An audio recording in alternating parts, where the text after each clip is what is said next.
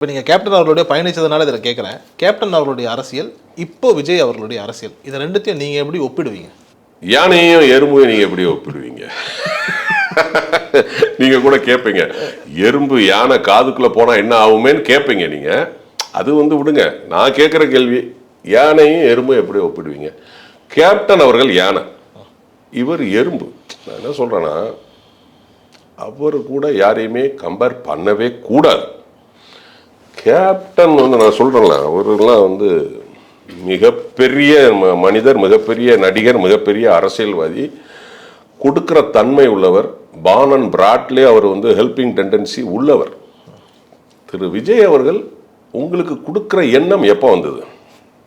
நான் பார்க்குறது 2015க்கு அப்புறம் தான் நான் திரு விஜய் சாரை பார்க்குறேன். கொடுக்குற தன்மை வந்தது. பட் கேப்டன் அவர்கள் எப்போ அவர் அரசியலுக்கு வர்றேன்னு அவருக்கு தெரியாது. அவர் ஆனால் அதுக்கு முன்னாடியே சின்ன குழந்தையிலேருந்தே செஞ்சிட்டு இருக்கிறாரு. நாங்கள் படிச்சிருக்கிறோமே, கேப்டனுடைய வரலாறை படிச்சிருக்கிறோமே.